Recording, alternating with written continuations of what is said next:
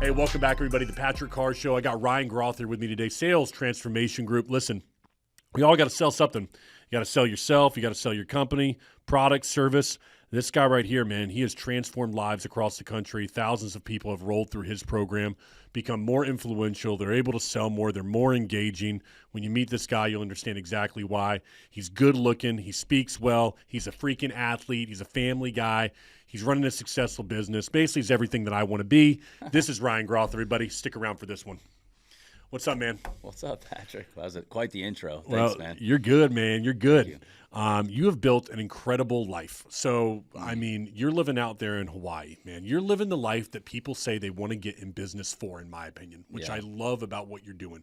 You've got a big family, gorgeous family you care and love so much. Yeah. Tell me how that gets started. How do we get the Sales Transformation Group into this point in your life? Can you give us a little rundown? Yeah, I mean, my wife and I, we met before I had a clue how I was going to make any money. So I love that. And we have been a team. You know, we have an Instagram. We don't really put it out much because we're inconsistent with it, but it's called Team Groth.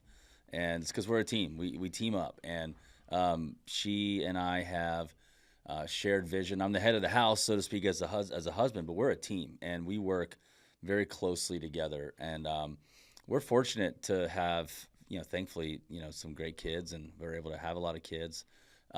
She had lost both of her parents before I had met her, one when she was 14 and one when she was 25.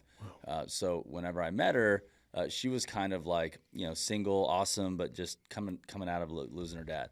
And then my parents did divorce, and my mom remarried and divorced again. So when we married, we were both like, yeah, we want to do family and we want to do it right. We both seen loss, whether it's through different things. We've seen, family break apart through different reasons. So we set out to do family really well and, try to surround ourselves with great mentors along the way to do it.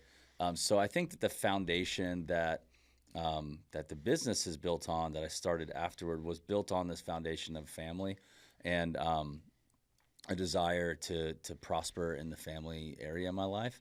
And as we started getting into that, I realized finances is going to be an important part of that, but I didn't want to just do something that anybody, like, I wanted to do something I felt excited about, passionate about, that lined up with my gifts, my abilities, that were very raw. I was just with a mentor of mine. He was like, man, Ryan, when I met you, you were a raw piece of clay. And I was like, yeah. And it was, I was just basically, wired to go after things and take action, being the athlete that I was and am. I'm a competitor. So that competitive spirit had to go somewhere, especially when I have a wife and children and a desire to be an amazing pillar in the community and a source of security. And there's a lot of places that I've been inspired to do that. But being a family man was always number one. And my wife and I mean, when we dated, I was like, hey, I'm looking for somebody to get married and I want to have a family. My cards are up. Is this something you're interested in? I didn't drag anything along. It was 6 months of dating, 6 months of engagement, just almost 2 years of being married before our first kid. I mean, there wasn't a lot of time wasted. And I look back, I'm like, we have done a lot, haven't we? Yeah. Whew. But it's just, that's who we are. We build, we move, we shake, we get stuff. That's just how we are together as a team. And so she's incredible. I mean, she's at home right now. I'm in Orlando with you. She's in Maui with 5 kids, pregnant, and repairing our rental house by herself because she's got to get it done. Wow. And I'm like, you're crazy. And she's like, yep, got to get it done. Man. So she just is she's an incredible person. And then as I started looking for ways to find resources and make money, I didn't want to just do anything. I found something that I found was really key was like follow your favor is a term, follow your favor. And so when you have favor, you want to make sure the favor with people is the right type of favor. But if you have it, you need to follow it because what I found was that a person that I met introduced me to another person that I therefore met who had a lot of favor in the area of South Florida, who then introduced me to a roofing contractor who had a CRM that he built for his own company. He wanted to take it to the industry, and he was a very progressive, successful contractor. He had reinvented himself several times. He's 70 now. And that company just sold. He sold a year and a half ago. And my goodness, like he's one of the best. And you can't even reach him now. He's that OG. Like he's not out in the industry. But 20 years ago, he was that guy. Like nice. 10. So that said, he mentored me, taught me his business. I got to take the software he built to the industry. And then, man, it was just like an incredible journey that where I saw the opportunity was I'm training people on how to use a CRM that's sales focused. What I found, though, that the company I was a part of was so much more of a sales organization, so much more trained, coached, had a culture of coaching. The comp was right. They're just thinking about growing their business. They tracked everything. What gets measured gets done. Knowing their numbers, athletes in the right seats in their bus, and I'm just like, I'm a sponge. I'm 27 years old starting this. I'm 3 years removed from playing pro baseball, and I'm eager to try to build a family. I need to figure this out. So as I'm witnessing what made him great, I was like, I'm not dumb. Like, it's not just about software. It's about what I'm seeing in this culture that is why they're successful. So when I'm selling software and I don't have a big budget and I have an overpaid coder who I can't just get rid of, and I have all these limited resources, what can I do to bring value? I can teach, train, coach. I know how I'm wired. So I started to help owners believe that they can grow. I was like, look, this contractor I'm working with, he went from this to this to this. Yes, he's gifted and talented, but look, it's about fundamentals. I'm like, this is sports language. I can do this all day. Okay, now what? Let's get contractors who want to grow to believe they can and take the right steps and then create systems and processes, because James Clear says you don't, rise to the level of your gifts, your talents, you fall to the level of your systems. Yep. And so what I found was that systems and processes, culture, leadership, training, all that stuff is like, I was eating it up. And I was looking around, I'm like, there's not anybody in the industry doing this. Yep. And so by the time I started looking around, I was 31 years old, dude, wet behind the ears, but dangerous though, enough to be dangerous, because I'd seen enough, been around enough, been in every contractor that I tried to pitch at their office, traveling all over the place. And I was like, all right, I'm going to go be the thought leader around sales, development, leadership, culture in the roofing industry. And I didn't really need permission. I didn't need hey, you got to do this. You got to have that done. I was like, dude, I just care, and I've been around the environment. I've been close up to it. I know it. I've been around it. That's enough for me to add value. I don't need to be an expert in everything. I don't need to be, know every single part of the business. I could just solve one problem, and that problem is the sales part. And so I've been focusing on that for 7.5 years. That didn't really answer your question, but that's part of it. No, it does in some way, because I want to ask you a follow-up question on this. When I worked in the roofing industry, I worked for a brief time selling door-to-door. Yeah. For now it's called roofclaim.com. At the time it was called Jasper, all right? Right here in Lake Mary is where they were based out of. Long story short, I'd done collections for them, and then I moved into doing that role. They kind of had a sales program or a sales training program like I think many contractors do. 2-day program where they teach you about what a roof is and say, give you some keys to a truck and say, go knock doors. And I think that's generally what people do. It's like, here, go right along with the guy. You've never done this, so spend a few days with him, learn what he does. It's not that tough. Go to the door, get an appointment. Okay, here's the CRM, learn how to use it. All right, man, go out there and give it a shot. Do you see that that's still the standard that most people are doing, or has there been a resurgence of sales training? What are you seeing out there in the field right now? Yeah, I mean, the biggest gap that I see is like the sales leader themselves. Okay. So I think that what we found is that if we can transform that owner and that sales leader, then the sales reps can be successful. I don't sell directly to sales reps and try to make them better directly. Maybe I should. There's a play there. But what I'm thinking and what I saw is that if we have a leader who has a foundation, creates a culture, is willing to invest in their people, and then there's somebody, whether it's him and or a sales leader or her, their job is to motivate, lead, hold people accountable, cast vision, look at their numbers like 3 times a day, know their numbers, and keep everybody focused. Then that 2-day training becomes an ongoing coaching conversation with that leader and their reps. And that's what true transformation looks like. Like Michael Phelps, he won the gold, and one of the times he won the gold, water fell in his goggles, right? Well, how did water fall in his goggles and he still win it? It's because he was a habitual machine. He had automated behavior at this point. And so what I've realized is that if we can get the best practice, the mindset right, and then there's enough time that over a period of time with the right habits that start to form, you start to see behavior automated. One of the sales guys, my first sales guy at the software company, I was just hanging out with him last week. He had come out of prison for mortgage fraud. So that was 10 years ago. I think he's 40. No, I think he's 14 years older than me. So he's 52 now. So he's 42 years old, right? Just coming out of prison. And he's like 41. And we did this together, and like I professionalized his sales approach through what I was learning there and then what I would teach with the CRM. And so long story short, he ended up becoming a sales guy for a roofing company in the area. And this guy's a machine. He got the power of right mindset, discipline, consistency, automated behavior, do the right things consistently over a period of time. It's not sexy. Last year, he did $29 million in sales. This year, he's going to do $35 million in sales. It's a compound effect that occurs, and it's not just because we had a 2-day sales training and got us fired up and said, here's your commission. It's we want to transform you. We want to rewire your brain. Love that. The Bible talks about this. It says you'll be transformed by the renewing of your mind. So your transformation is an outcome that happens after your mind has been renewed. So how do you see yourself, right? How do you behave, right? When you look at your habits, how often you look at social media, how often you go to Netflix, how often you tune out, how often you drink and self-sabotage, how often you do all these things is your current wiring.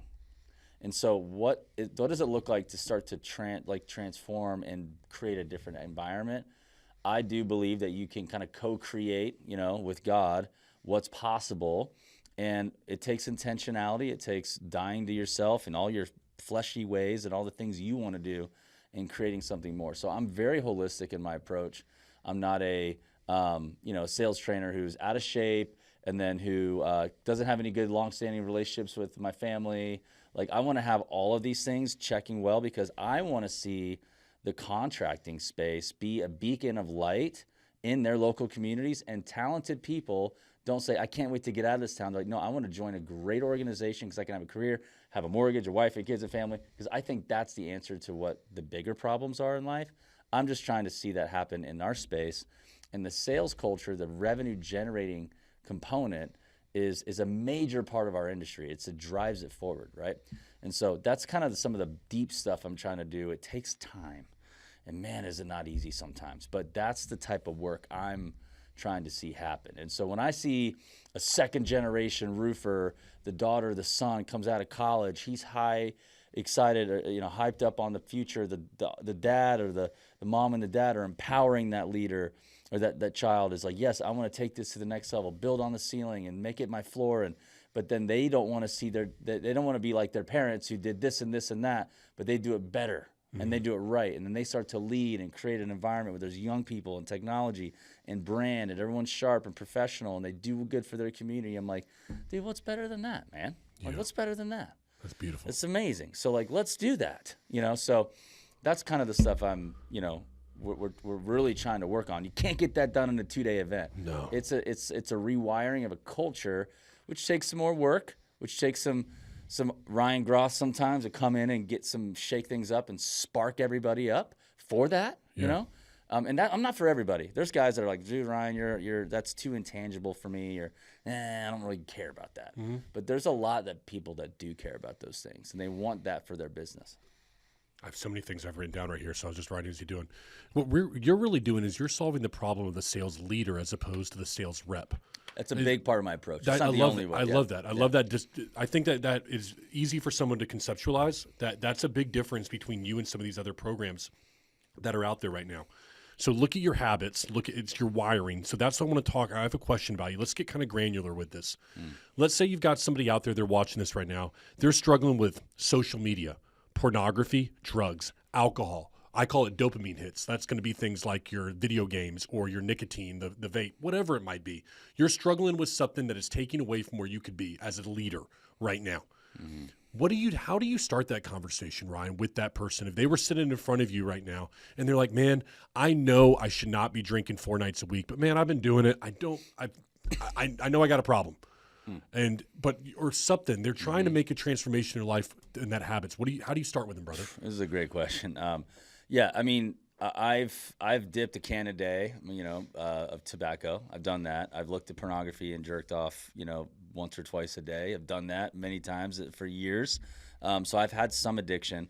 One thing I will say is like, dude, if your addiction is painful enough, right, and this is not gonna, all right, dude. If you're, what we got here? I was All right, social. if you're on social media and you're basically half your day is doing non-revenue generating activity, it's not moving the needle, it's not creating value, you're going to be half the person you're capable of. If you're looking at porn, you have no intimacy, right? And you're in some other world that's manufactured and not real, and you're addicted, and you're not going to be able to connect with somebody emotionally and have self-control. If you're looking at you're doing drugs, like all these things are keeping you at like 5% of what's capable. Yep. And some people, despite that, are still having success. And what's really crappy, dude, is that when you don't fix these, it carries on to the generations after you. Oh, wow. If you don't address these issues, your kids aren't just going to pop out of the womb and be like, no. If they do, they're going to be like, it's because I don't want to be like my dad so much because I know what he did. It was so painful. I'm going to move away from that. That's what happened to me. I still love my dad, but that's part of why I jumped. I jumped out of the family dimensions I was in, created my new one. I'm still reconnecting and healing all that. But what does it have to look like that? No. So how do we transform ourselves? First off, you got to know how painful it is. And let's look at the second, third order consequences of this. Yeah, you're 28 and you're still handsome and you can still, you still look decent with your shirt off and you're making okay money. Sure. Okay, cool. Let's talk about that. Now, what will happen if you continue to look at social, you look at some hot girls or guys or whatever, and you start, let's go look at porn. Let's take this up a notch. Look at OnlyFans. Waste a bunch of money on that. Oh, man, I might as well just numb myself out some more. Let's pound a few beers. Let's watch something. Okay, cool. All right, let's just keep going. What happens when that's habitualized and automated? You've automated that behavior. You're a loser. And I don't want to be a jerk, but what I'm trying to say is that is the language that gets your attention. You don't want to be that.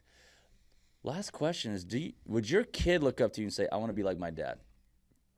And when I started to really ask those questions, I'm like, dude, the bourbon and cigars, that was the one for me. Easy peasy, right?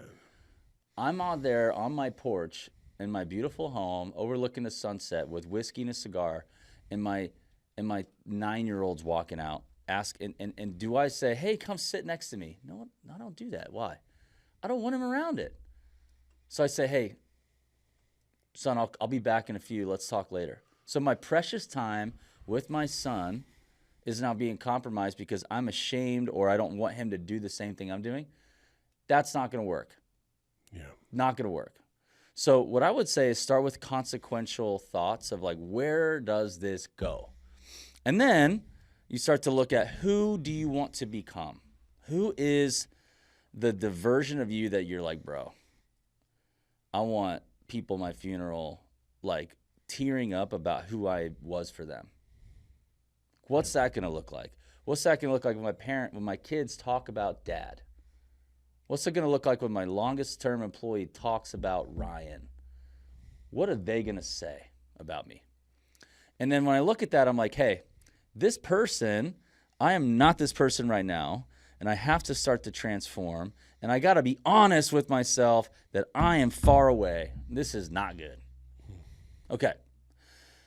All right, this is it. Let's do what Jim Collins says in the book Good to Great. Confront the brutally honest facts. And this happened for me last year. I'm like, yeah, dude. I'm like, I'm traveling. I'm eating, burgers and fries and drinking an IPA and all this stuff. And I'm like, bro, I have become average. I am not like physically even close. I'm feeling inflamed. I'm like, don't want to work out as much. I have no energy. I'm pounding Celsius, a healthy energy drink, and I'm like doing it. And then I'm still having my cigar or whatever once or twice a week. And I'm like, bro, at the end of the day, I felt like God reminded me of who I was when I was playing baseball, where I said, I'm not going to be like what everybody else is doing. The extra mile is a lonely road. At the end of the day, the extra mile is the extra mile for a reason. The extra mile is what nobody does. So if I'm going to, and then I realized I have a business. I have people that depend on me. I have people who look up to me. I have people who actually look up to me. And I have people that would be disappointed if they saw me pound 5 drinks because they actually were hoping that I would not do that when everybody else was, to give them the courage to not do it too because they are stuck. And I realized that's not who I am. A change agent. I am a leader that helps people who are doing things that are living an average step out. And not because there's I'm some like, for all the right reasons. That's my hope. It's for the right reasons. And what I realized when I was honest with myself, I'm not doing it. I'm not doing this, dude. I'm not doing it the way I if there was a camera on me right now, there would not be somebody saying, "Bro, he's the real deal." They'd be like, "Yeah, honestly, he's at." And I still want to ask myself that right now. So creating a vision of what you're looking for and creating crystal clear. I joined Dan Martell's coaching program, and he talks about like creating vision and like clear, super clear like vision, and then belief that you can achieve that vision. And he had a third part I'm forgetting. And so, like, can you believe? And I'm just going to kind of go to you. You did this to me on my show, whenever the other show. It's like, can you believe that you are leading from the front? You're still healthy and in great shape. Your wife, her face, her countenance on her face is not sad when you catch her at the grocery store because her husband's not loving and covering her. But the countenance on her face is a well-loved woman. She's pregnant and glowing. She's, you guys are a team. You're on the same page. You're lined up, right? Your clients respect you. You're having success. Like, you have to define success. And for me, I had to also get real with some of my behavior was lining up with more like what I would call worldly success, like temporal things, like being seen and known. And some of my motivations were off. Yes, I want to shine brightly. Yes, I feel like I'm called to be a leader. But if it's at the expense of the family, it's not going to work. Like, for example, I'm going on over a while here. I'll pause in a moment. But I've seen people divorce in my industry who are leaders. I'm not going to do it. I saw how hard they worked, and I saw their marriage fail. I don't have any inside notes on anybody's stuff. I'm not going to judge all of the detail, but what I did say was like, no shot. I'm not doing that. I would rather die my whole professional career, everything, all of my work, I'd rather that die than my family die. However, that doesn't have to be how it goes. Now that my heart's in the right place, how does this all work? Because it can be hard. If you and your wife are on the same page about your vision and your why and the thing you're going for. But what I know is that when your vision's clear, the scripture says without vision the people perish. If your vision's very clear and you can bring detail behind it, and then you could start to figure out what are the things that need to occur that I can start automating in my behavior to make it inevitable. What would make it inevitable that if I did these things, it's just going to happen. This will happen.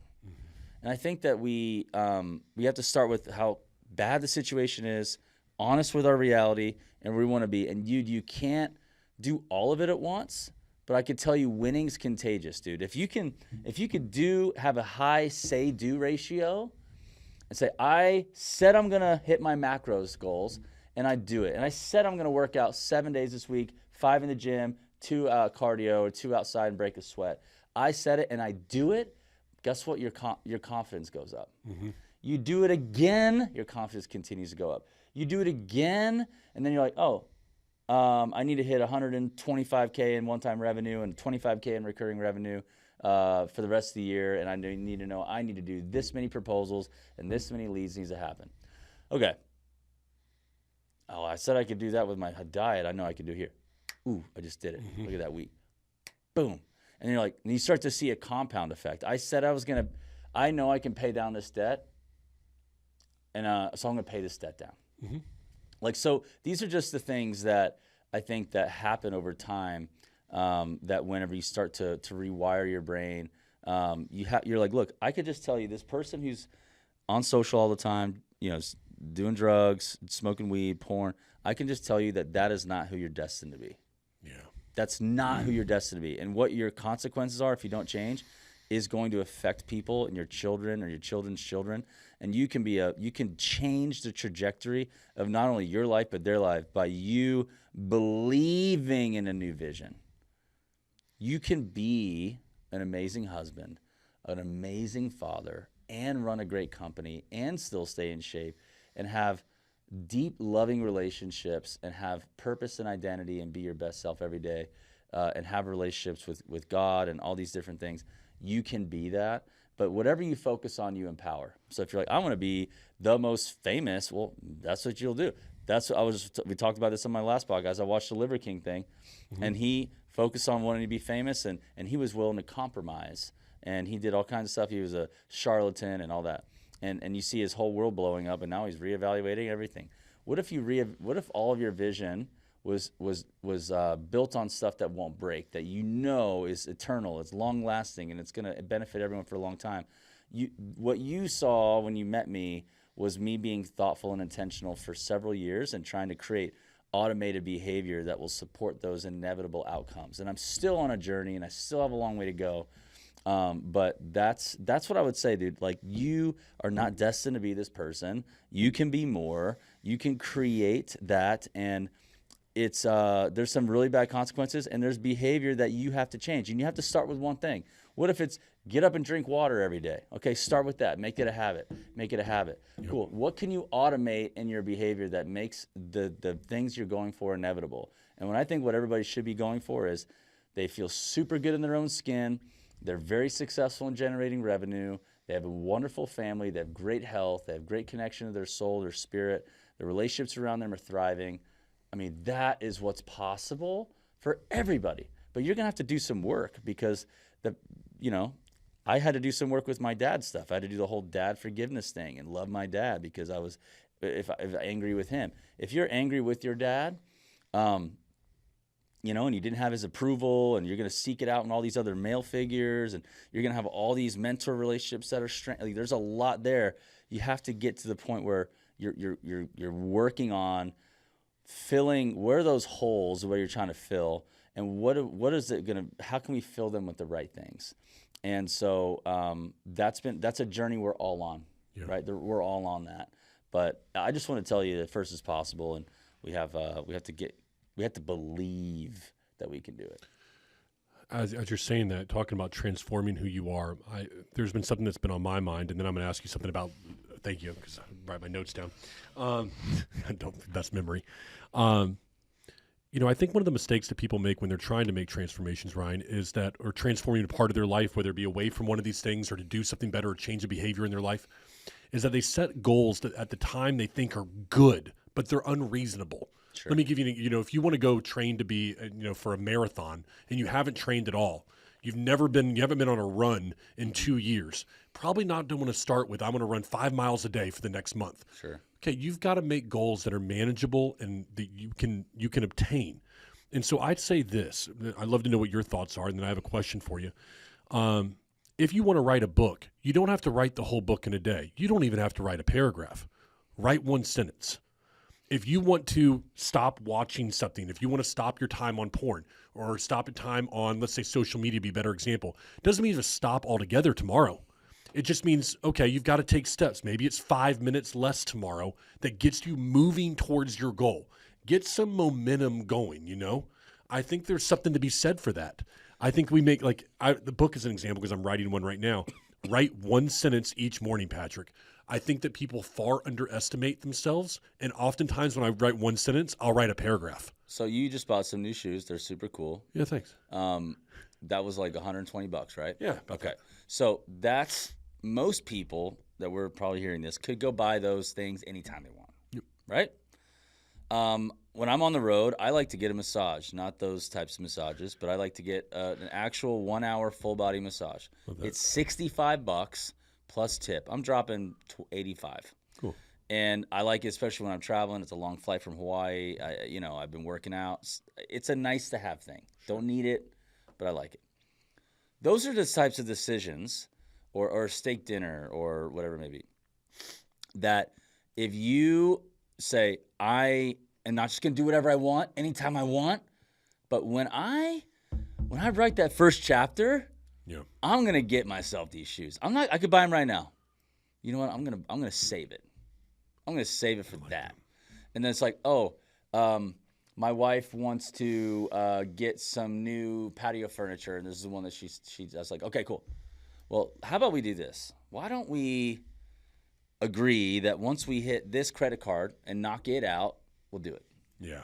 So now it's like, I've never seen, now all of a sudden she's spending less than ever because she really, so, these are just examples of ways that you can start to like hack this, lack of a better word, yourself into normalizing your high performance and just make it a game, make it fun. It's like, oh, we want to go to a movie, or, we want to watch, The Accountant 2. It's going to be awesome. It's like, cool. Well, let's just set a little goal. Did I do this? Let's do my 3 workouts between now and that date, and we get those and we'll go. And it'll feel better. It'll be like fun. And then it's just more of a game. So I would say start like that, because you want to be, look, like you can achieve those things. Elephants are, how do you eat one bite at a time? Mm-hmm. You need to just build confidence. Like somebody who's a monster at producing high quality, high volumes of revenue is a habitual machine who is won over and over and over again, and they're building the confidence, right? And I just think you could start there. I think it's important, though, to not, I'd love to know your opinion about this, to not mistake motion for progress. And I think that a lot of high achievers sometimes fall into this trap. I did for sure. I'll give you an example. I was at the time, this happened about a year ago. I was talking with my soon-to-be fiance, hopefully, fingers crossed. So soon-to-be brother-in-law, let's say that. And I was talking about, I'm at the office from 6 to 8 p.m., and then I go to the gym at 8. And he's like, what are you doing from 6 to 8? And I was like, well, I'm on the CRM, send an email, whatever. I was like, busy work. Mm-hmm. He's like, oh, okay. So it's not high intent work that you're doing from 6 to 8. Mm-hmm. But I was like in this habit of I have to work till 8 p.m. But I wasn't getting a lot done from 6 to 8. I was opening my phone. I was at the office. Mm-hmm. I was able to tell Samantha that I'm working hard from 6 to 8. Look, I'm here when the sun goes down. Mm-hmm. But there wasn't a lot of being happened. There's a lot of motion, a lot of activity, but not a lot of progress. And I fell into that habit of just kind of a routine of motion and moving through it without actually doing things, like being really intentional with what my time was. And that was a huge wake-up call in the kitchen. I was there talking to Charlie's his name. I was like, you're right. I'm probably wasting 10 hours a week from 6 to 8, dicking around on my phone, send an email, kick back. Okay, text Samantha, I'm still at the office. I'm working. Really? You really working, Pat? Or are you just going through the motions? I think it's important to realize that. Yeah, I think that when you have goals, that's why I love goals so much. If you have goals and then you review them multiple times a day, you're like, oh, do these goals, my progress toward these goals, where am I going? Well, if I know where I'm going and I see my progress I don't know about you, but when you're in a new city, you have your GPS, your phone, your Apple, your CarPlay, and you know how long until you achieve that. How many miles, how many minutes, right? Man, how nice is that? Isn't it so great? Yeah. So many of us go through life without that, with our business and with our health. And I just think that whenever we have visibility into our goals and we see that, we start to make our choices say, how do I achieve the result I'm looking for? So now I can be more intentional with my time. And you're like, man, I really want to hit this sales number. And you're like, well, I did my minimum. I worked today, but you could have worked and done nothing that's moved the needle. So when you ask, how do I get the outcome, and you measure against that outcome, and it's about the results, what gets measured gets done.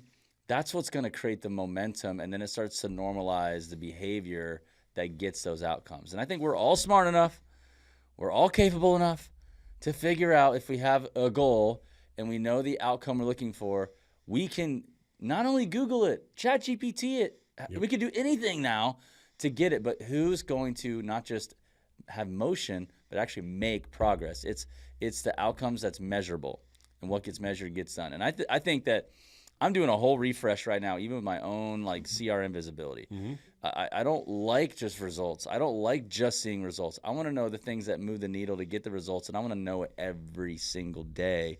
Because if I, as the owner of the company, are looking at those things every day, guess who else is going to? the whole team. If I don't care and I ask somebody else to take full ownership of something that I'm not even caring about, then what's going to happen? It's not going to get to it's not going to be where I want. CJ, can you look up this real quick? The 6 fears from a book called Think and Grow Rich. I'm interested which one you identify with, Ryan. Mm-hmm. Okay, so Think and Grow Rich, 6 fears. Yep, that's it, and they go in order right there.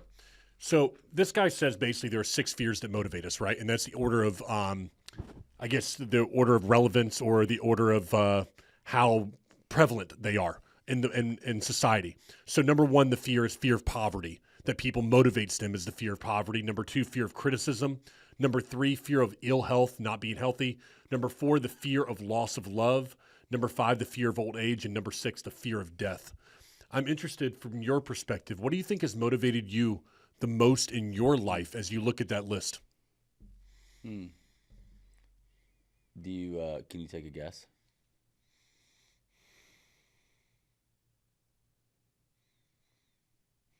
I actually think that it'd be a combination of 2 and 4. Fear of criticism and a fear of loss of love. Interesting.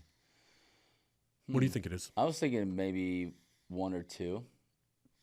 I don't think that poverty. I think that money became a bit of an idol for a while. Went like hardcore. Like I gotta have money, and I'm afraid if I don't have money. I was thinking about this, like something that becomes an idol. This happened last year, 2 years ago. My friend of mine was coaching me, and he's like, "Hey, where do you get your what do you look at? What do people look for in you?" I said, "Certainty, confidence, and comfort." And I was like, "Okay." So that was my answer to his question. He goes, "Okay, cool. So where do you get your certainty, your confidence, and your comfort from?" And you know what I said? Not gonna lie, it's if I have more money, I have more certainty, confidence, and I feel more comfortable. And if I have less, I have. And he goes, "You know what? Anything that's not God that gives you those things." I was like, "What?" He goes, "It's an idol." So I realized that I had a love of money, which is the root of all evil, according to scriptures. So I found myself realizing a lot of people who had the ability to influence money because of it becoming like an idol in my life, I cared so much about their opinions. So then I saw the fear of man, or the caring of what people think, was affecting me too. So criticism was big because I was like, I don't want to be criticized by by people who can influence my pocketbook, because I care so much about that. So I found myself kind of smashing those 2 things and having a different motivation or a different reason that is like less fear-based. I'm trying to be like less fear-based. I think there's truth. There's a reality to everything. We all need to do, there's realities to things. But I think that's some of the deeper reasons to my answers to those 2 fears. What were the 3 that your friend said for you? What did you say to your friend when he asked you the 3 things that you're there for? Certainty, confidence, and comfort. I'm gonna add one more to that in my opinion. I don't think accountability. I think that people look to you for accountability. And I'd be that's one of the things that I would add to your list right there. Because I think when people look to you as a coach, or they look to you as somebody, their organization, that you're helping them transform as a leader, I think that it comes down as well to accountability. It's good. And I think you're really helping people with that, probably. And that's just my opinion, just in my brief, that I look at right there. I want to ask you this. I heard this saying a little bit earlier this morning. I was writing down some of these questions for you, and I wanted to hear your thoughts on this. Success requires no apology, and failure gets no alibis. Have you ever felt I've said before that growing up middle class, in my opinion, is the worst place someone can grow up. You're not rich enough or you're not poor enough to want more, right? And you're not rich enough to understand how to lose money and be afraid to lose it. So you're in this lukewarm thing, right? Mm-hmm. And I struggled as a leader and with apologizing for success. I almost felt bad. Mm-hmm. And I looked at people that were successful or had cars or watches, and I thought they were evil in some way. Mm-hmm. And I really had to tackle that. In this saying, though, I heard success requires no apology and failure gets no alibis. How does that resonate with you, or does it at all? Because I'm just thinking about how, for me, it was like, man, success doesn't have an apology. When I hear success, the first part requires no apology. I would say When you start to have success, you will have people who criticize and hate you or hate on you, or voices will start to get you to like apologize for something you're doing. And you're going to have to just get over that. And, at some point just be like, dude, sorry, not sorry. This is what I got to do. And I think we'll all have to go through our own reasons of what we would apologize for. But I certainly, like, for example, if you grew up in a poor household and now you're going out there having more success, you're going to be criticized or think you're going to think people are going to think that all of a sudden all that money should be their money, or because you got lucky and stuff like that. And you have to just barrel through it. In my opinion, you have to just say, I'm not sorry about it. People who are successful are going to have some. They're going to have some haters, and because you're taking risks and you're winning those bets. And that one, I would say that one resonates more. I want to ask you that. You just mentioned winning the bets. This is a question that I had, and it kind of flows nicely there. It's really easy to be a sales leader when things are going well. Mm-hmm. When the sales are coming in, your guys are closing, things are going good. Mm-hmm. But I think you've probably done this long enough to realize it's going to be a roller coaster. There's going to be a downturn that's going to happen right there. Mm-hmm. How tough is it? And what do you advise to those people that are in that right now? Because it's really easy to be confident, accountable, all that stuff that you're talking about when everything's hidden, man. Ryan, everything's great. I got no problems, man. We got money coming in the door. We're paying out commissions left and right. My group is performing. But then something happens. Mm-hmm. Some outside force, a new company moves down the block, they start stealing your people. Things start to trickle down, right? Mm-hmm. When that person starts to see that sales leader and they're starting to see things aren't going right, they're calling you up. They're looking for that accountability. And, man, their head is everywhere right now. What do you advise during this low points? How do you get somebody to turn and start looking back up, man, and stop this going down the rabbit hole shit? Well, there's a reality. Sometimes in sales, people who have success on the sales team end up failing. Later on, they get fat, they get happy, they're okay with where I'm getting some feedback right here. Yeah, CJ, it's the phone that's on there, I think. Yeah, that's what it is. Okay. Good. Yeah, I think that when things are going really well, sales people, they make a lot of money, they never made that much money before, and then they get comfortable.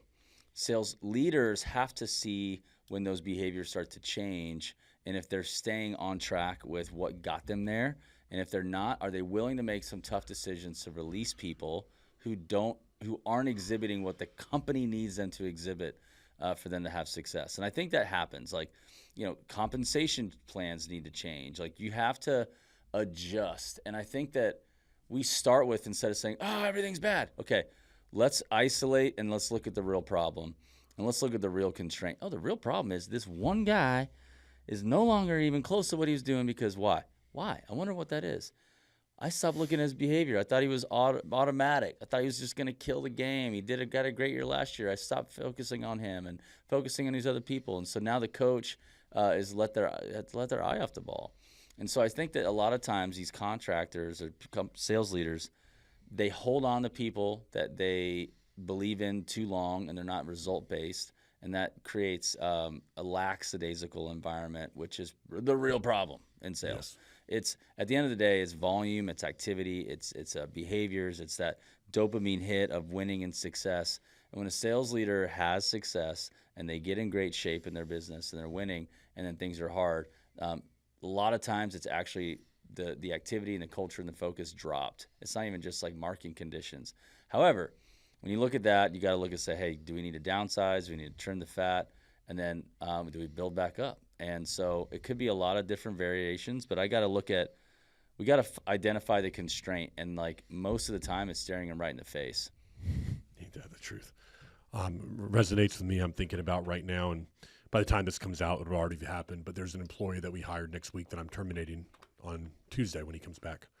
So it's about a week. And one of the things that I've done, I've struggled with, and CJ behind the camera will be the first to say it, I've held on to some people too long around here that I should have gotten rid of. And it hurts culture every time. My people that have been with me for a while, they work very hard. They come in on Saturdays like we're here right now, and they work. And when I see people that aren't carrying their weight, I want to see the best in them, Ryan. I want to be like, oh, they're going to pick it up, man. They're going to get there. But what ends up happening is that the people that are carrying the weight see that, And I think in some level, some resentment can build in if I allow that to happen as a leader. And I've got to really fight against that because I want to see the best in people because I want them to be like I am. Like I would just work harder. I would realize I'm screwing up. But people aren't normally like that. And that's been something that's been really hard for me. I've kept people around far too long and just because I wanted to see the best in them. But it hurt my team, hurt my culture. Yes, Dave Ramsey had a book, and my wife shared with me something about like it's not tolerating incompetence. It's like man, it was something about basically it's toxic to allow for incompetence to remain in your business, and your high performers they start to resent you. And so at the end of the day, you know, you got to protect the culture, and it's easier said than done to cut people that you built a relationship with, you invested, but how good does it feel once they're gone? Feels amazing. Feels good for the team too. Yeah, it feels good for the team, you know, and I just think it's part of the leader's job on on an ongoing basis to do that. And it's business, man. You know, just because it's your buddy doesn't mean that your relationship's, you know, hindered forever either. So Yeah. but your revenue, the revenue you're responsible for, the business is on the line, and there's lives at stake. There's the health of this company that's, you know, that. But at the end of the day, the owner has to care about that, and he's got to be thinking the same thing and asking the same questions about the sales leader too. And I think that there's a true accountability. I mean, I'm pretty sure, you know, if you look at championship teams, let's look at sports, which I like to do a lot. I'm pretty sure that they're not looking at the athletes, although they've had a successful year, who's having a really bad year. I'm sure they're not viewing that athlete the same as they did the year they had a successful year. Yes. I'm pretty sure they're not the locker room when they walk in, when they're 1 for 40 and they haven't been able to drive any runs in scoring position and they've lost the last few series. I'm sure they're not thinking when they don't come in the room and feel the same way than they did when they were crushing it the year before. The game is like sports is so easy to like relate to because especially when you're playing pro ball, like everyone's fighting for a job. Your job's in the line all the time. And you know, it's crazy, man. I think that sports is a very good way to like high performing sports is a great correlation to thinking about how to do business and your sales team specifically. And look, there's great people out there, and if you're a good company and you have that kind of culture, you're going to find high performers. But you are only as good as your people. And I'm guilty of the same thing because I believe in people. Like, hey, you got a big old heart, all this stuff. But guess what? You know what people think when they know that owner's got a big heart and they don't hold them accountable? They start to get soft. They start to take advantage of people. It's just natural. And you know, we all got to just. Hey, look, dude, let's look at the numbers. Let's look at the progress. Let's look at and if the owner's not fanatical about the numbers, the owner's not caring about the numbers, the owner's not looking at the numbers, then the sales leader may or may not do that. You know, the sales leader is not going to drive the company. The owner has to drive the company. And so those are things I would say to that.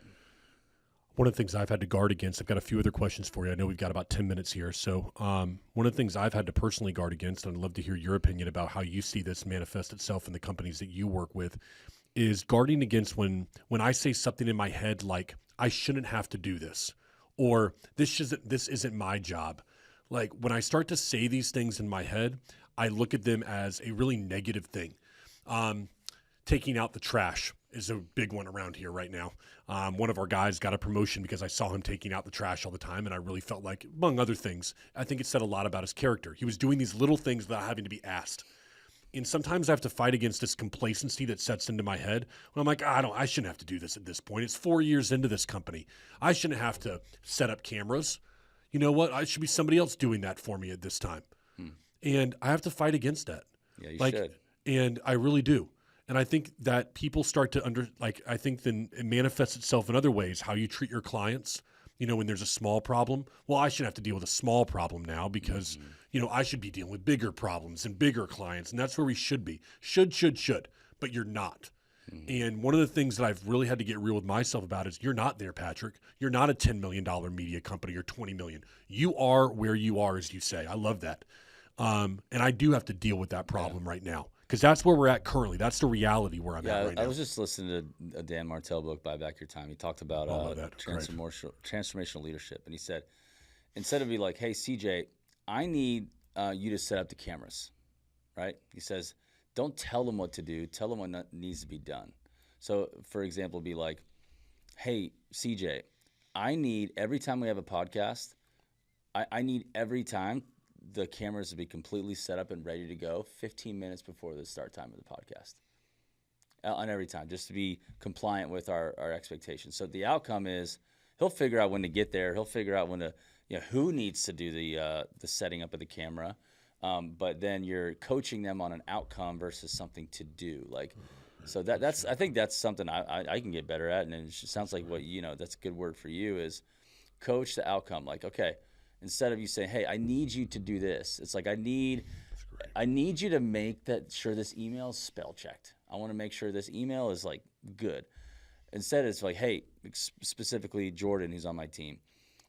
She's learning how to manage my inbox. That's something I'm learning to delegate and have her help me with. So instead of saying, hey, I need you to have my inbox or Cleanie's inbox today, I need you to say, I need at the end of the day, I need it to be at 0. And if there's at the end of each day, if it's not at 0 and you have a question about something, you ping me about it before the day's up because you should know my calendar better than me and you should know my inbox better than me. I just want to be super connected. So, she'll figure out how to get me that outcome, versus telling her what to do. So good. Because I think that we need our brain to have space to create, to have vision, to lead, to imagine. And if our brain is filled with having to decide what to do next all the time for people, then we're not leveraging their abilities to use their brain power. And they're just like, okay, I'll just do whatever Patrick wants me to do versus Patrick's asking me to do something. I need to take ownership of how to do it. And then I'm going to come up with a solution. So your brain's not coming up with how to do it, but just what needs to be done. That's the key. And so there's a distinction there that I think we should be thinking about. And I think we can all get better there. That's a freaking gold. That's nugget right there, bro. Coach the outcome. I'd say not a to-do list is what I said right there. Don't do this, this, and this, but coach the outcome. I love that. Mm-hmm. 2 final questions, everybody. We got Ryan Groth here, Sales Transformation Group. I want to talk about the last 2 questions here, ones that I've got written down I wanted to ask you. Culture versus numbers. I've said this before. I have one particular person on my team right now who I think most people on my team would probably agree is a more culture hire. All right. And I've been going back and forth with this in my head, and I want your advice. Okay. There are people, maybe they don't hit the numbers. Their work is not as great as maybe what somebody else is. But when they walk in, they talk to people, have great conversations. The room, when that person's there, is a lighter room. It's got a good feel to it. It's vibrant, if you want to look at it that way. Okay. Clients speak to that person. There's a vibrance to them, and they like them, and they enjoy their experience. Are they as good at the actual work itself? Maybe not. But I think there's got to be organizations out there, Ryan, where a leader is looking at his team and going, that guy really ain't that great, but he's sort of like the glue. And when he walks into the team meetings, everybody kind of laughs. He has a good work ethic, even though he's not that great at the job. Have you ever seen that before where you got those kind of guys where I call them culture hires, where they're great for the culture, but maybe not that great at the actual work? How do you balance that? Do you ever approach that? Yeah, it just depends on what you want. Like, that person's not, I guess the question is if they left, what would happen? I'd replace them. I mean, find the work would be. What would the culture happen to the culture if they left? Probably not that bad. Probably wouldn't be that bad. Yeah, there's your answer. Okay, that's a really good way to look at it. Instead of looking at what I'm getting with them being there, what would I lose if they left? Yeah. Okay. Thanks for helping me. It was that quick. Probably could charge me like a lot of money for that, what I just got right there. So I'll get my invoice. I'll just getting free coaching here through a podcast. It's a really good question to ask. What happens? What happens if what ifs are really good? Like, okay, so I send this email. Worst case scenario. Somebody has a heated moment and they're a little saucy right now. Okay, so if they're a little spicy, a little saucy, they didn't like what I have to say, then what? Oh, it's not that bad. It's nothing? Okay. But if you don't send the email, the consequence is probably worse. So just send the email. Like whatever that, right? So it's that was good. Thanks for that. Worst case scenario. It's easy to simulate. Currently writing a book, and because I'm writing the book, I want to know your opinion because I'm getting this from people that I respect. It's called Start Ugly, Become the Person You Pretend to Be. And I believe that so many of us right now, because I work in the world of social media and videos, there's somebody online or on a video, and they're pretending to be that person. But I've said before, imagine if you could actually be that person, if you actually had that much confidence, if you were that secure in yourself. All those things you're pretending to be when that video or that light turns on in the camera, how do you become the person that you pretend to be? And I believe that for a lot of sales leaders out there, just leaders in general, a lot of the pain that they feel is this incongruence with the person they're pretending to be and who they really are, and when they come together. It's like they pretended to be somebody who's confident online, and then they have to actually go to a networking event and shake hands with people, and they're deathly afraid. And all of a sudden they don't jive together, right? You've told people that you're a great family guy, but you're having an affair over here. And it's just like every day you don't feel like you're in congruence with who you're pretending to be and who you actually are. And I think a lot of men, I can only speak to that, is that if you tried harder in your personal life to be the person in your public life you pretend to be, you might actually start to feel good about yourself. Wow. Does that make sense? Yeah, I mean, Because I've dealt with this. Yeah. I mean, like I've said, oh man, my company's doing really well. And I told you about the loan I had to take out a few years ago. It was shortly before CJ started with the company. I had no idea I was even going to make payroll. It was not a good time. But I was pretending that I had it all figured out. Yeah, I mean, look, like I think that anything done in extremes can be dangerous. So I don't think that, being extremely honest and authentic to the world around you is always the right play and the right. I mean, it doesn't mean you lie about it, but like, dude, like you did some crazy stuff, but like you're not doing those things now. And maybe you are, but like you're pretending not to. Sure, you're not. So you could say that with authenticity. That's real. Absolutely. Did you hear that statistic that authenticity is the frequency of authenticity? Gary Brecker is 4,000 times more powerful than love. Ooh. So whenever you're real and you're authentic, something happens to people. Like they feel a connection and a frequency that is higher than anything else. So I do think that being authentic is super important, and I think that if you're fake, people can feel that. Look, like Gen Z has been in technology; they have seen all this fabrication, and they want real. They can sniff fake, like, yep, nah, I'm good. They want authentic. So my thought is, what if you just you're honest with yourself and you had a vision for who you want to be, but you were authentically transforming? And that's where you have to require some deep work. Like, I think authenticity wins, but I don't think that you stay. I think you do have vision for where you want to go. You do ask the questions, okay, if this is who I want to be. So I'm 38 years old. I want to be completely debt-free. I want to have this kind of a net worth or whatever. I want to look this particular way. I want to have this many books out. I want to have this many customers, right? Like at the end of the day, man, like if I cast that vision, it's very clear, and I look at that vision enough and I start to ask, okay, what needs to happen in this shorter term that will make this inevitable? What little things can I hack to get myself to start those habits? What courses do I need? If you're like, dude, I'm an operational roofer, man. I don't really lead sales teams. Okay. Do you want to grow revenue? Yes.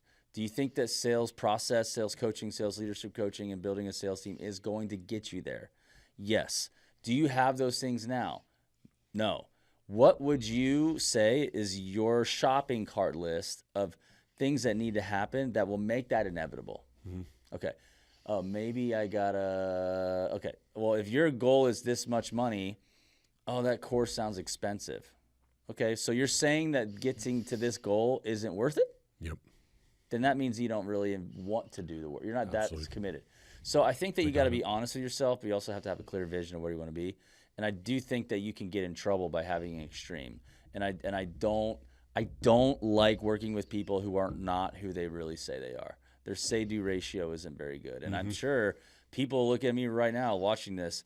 I think that the people that know me, and they know that I'm real and I'm authentic and I'm honest And I've made some, poor decisions, hires, whatever it may be. We can all get better.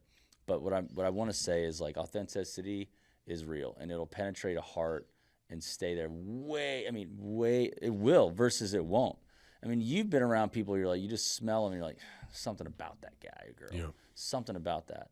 But when you have somebody who pops up who's like, whoa, there's some substance there. Why? Because who they say they are and what they're actually doing are lining up. Yeah, and it's real, man. The congruency is very important. Yeah. And but I don't think that you don't think about who you want to be and you don't try to step into that at all. You got to do both. Somebody says, hey, listen, I'm watching this. I'm like, you know what? I need to transform myself. I need better habits. I need somebody who's going to hold me accountable. And as I love what you said here. It's going to give me that certainty, that confidence, and that comfort with who I am and where I'm going. How do they get involved with you?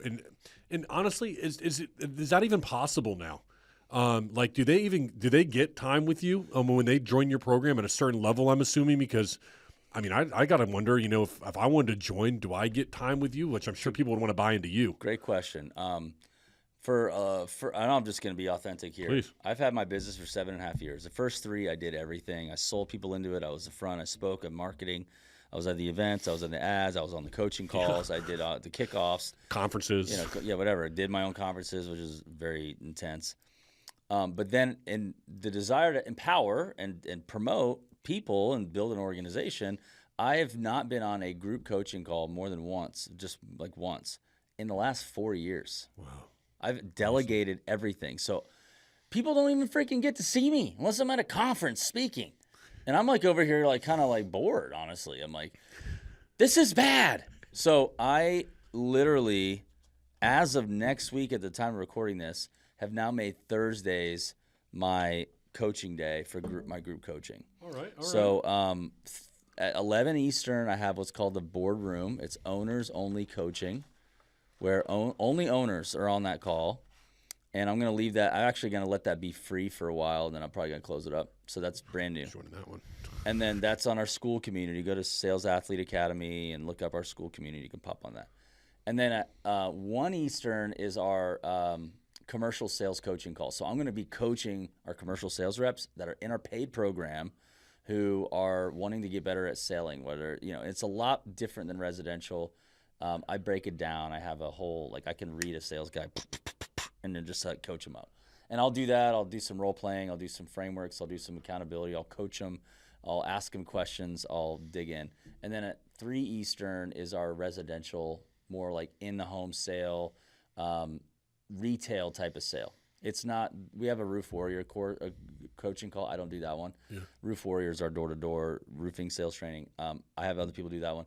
There's a sales leader call that we do that's just for sales managers and leaders. One of my best coaches does that one. But these are the 3 calls out of the 5 every week that I am doing.